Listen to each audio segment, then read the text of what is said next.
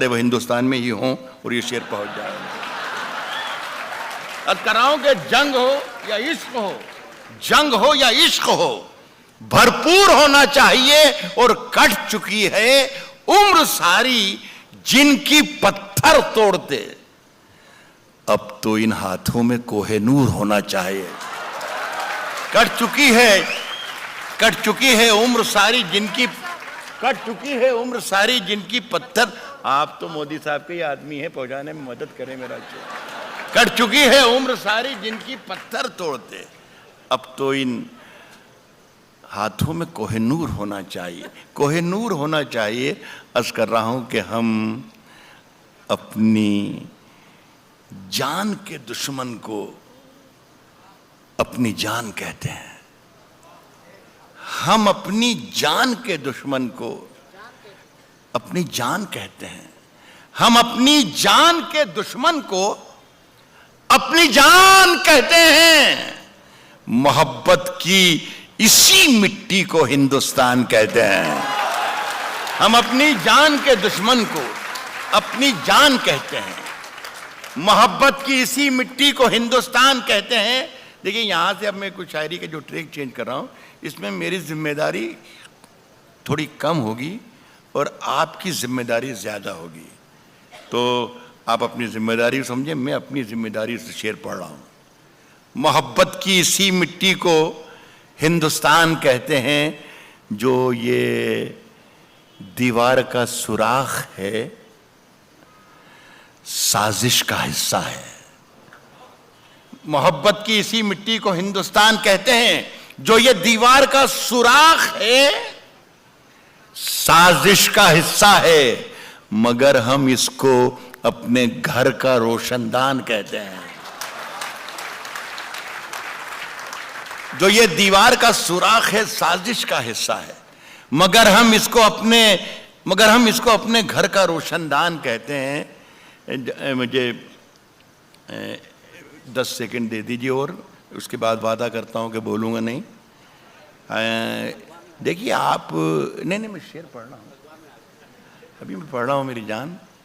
मैं ये अर्ज कर रहा हूं कि जो शेर है, जैसे आपने शुरू में हाथ जब उससे मिलाना तो दवा भी देना और आपने तालियां बजा दी, दाद दे दी, इसलिए कि ये शेर आपके समझ में आ गया। बहुत से शेर ऐसे होते हैं जो आपके समझ में नहीं आते हैं।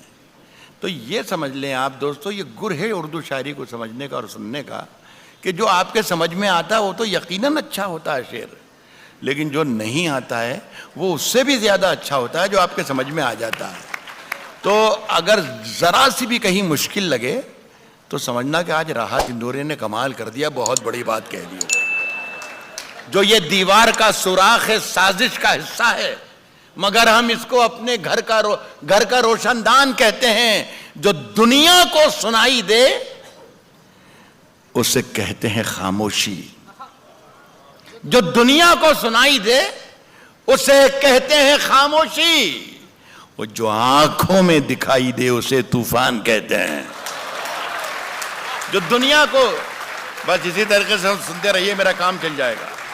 जो दुनिया को सुनाई दे उसे कहते हैं खामोशी, जो आंखों में दिखाई दे उसे तूफान कहते हैं। और मेरे अंदर से एक एक करके सब कुछ हो गया रुखसत, मगर एक चीज बाकी है जिसे ईमान कहते हैं। मेरे अंदर से एक एक करके सब कुछ हो गया रुखसत, मगर एक चीज बाकी है जिसे ईमान कहते हैं। सुनिए साहब कि सिर्फ खंजर ही नहीं, आंखों में पानी, बाबा साहब सुनिएगा, सिर्फ खंजर ही नहीं, आंखों में पानी चाहिए। एक बार सुन के बता दीजिए, मजा आ जाए। सिर्फ खंजर ही नहीं, आंखों में बहुत दुश्मनों की और दोस्तों की और सरहदों की और हिंदुस्तान की और पाकिस्तान की बहुत बात की, बहुत कम लफ्ज़ों में और बहुत कम वक्त में शशिकांत ने बात की। मैं भी इशारों में कहूँ, गज़ल सिर्फ इशारों की ज़ुबान है, इशारों में बातें करती है, और आप लोग सब इशारे, आपसे ज़्यादा हिंदुस्तान में कौन इशारे समझ सकता है, भोपाल है। मेरे अंदर से एक एक करके सब कुछ हो गया रुखसत, मगर एक चीज़ बाकी है जिसे ईमान कहते हैं, सिर्फ खंजर ही नहीं, आंखों में पानी चाहिए, आंखों में पानी चाहिए। सिर्फ खंजर ही नहीं, आंखों में पानी चाहिए। सिर्फ खंजर ही नहीं, आंखों में पानी चाहिए। ऐ खुदा, दुश्मन भी मुझको खानदानी चाहिए। सिर्फ खंजर ही नहीं, सिर्फ खंजर ही नहीं, आंखों में पानी चाहिए। ऐ खुदा, दुश्मन भी मुझको खानदानी चाहिए। मैंने अपनी खुश्क आंखों से लहू छलका दिया, मैंने अपनी खुश्क आंखों से लहू छलका दिया। एक समंदर कह रहा था मुझको पानी चाहिए। मैंने अपनी खुश्क आंखों से लहू छलका दिया। मैंने अपनी खुश्क आंखों से लहू छलका दिया। एक समंदर कह रहा था मुझको पानी चाहिए। देखिए, सूरज, सितारे, चांद मेरे साथ में रहे। दोनों सरहदें सुन लें।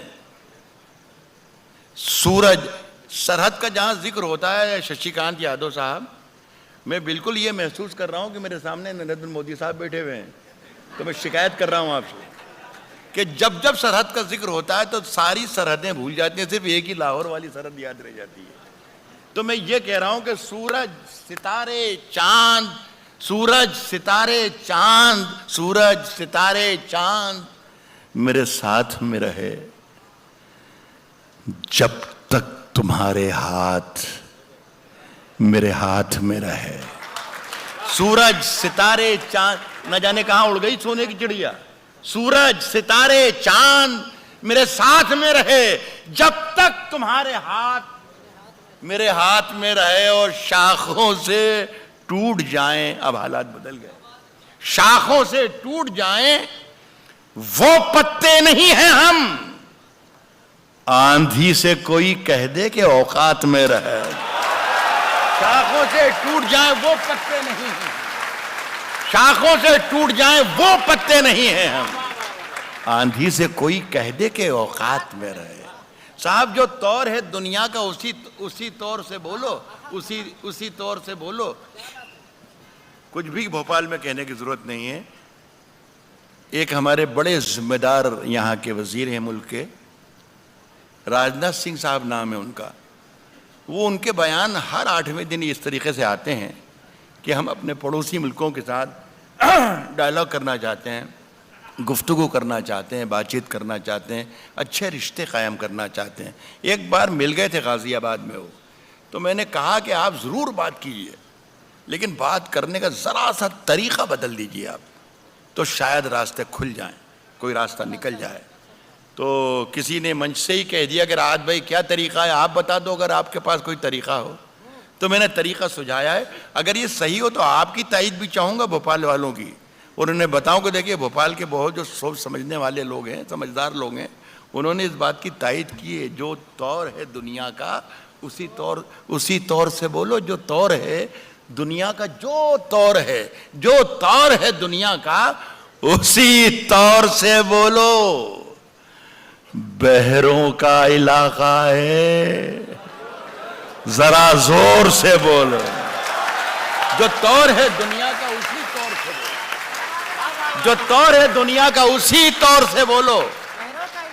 बहरों का इलाका है, बहरों का इलाका है, जरा जोर से बोलो साहब। दिल्ली में हम ही बोला करें, दिल्ली में हम ही बोला करें अमन की बोली।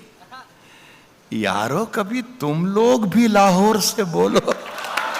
दिल्ली में हम ही बोला करें, दिल्ली में हम ही बोला करें, दिल्ली में हम ही बोला करें अमन की बोली।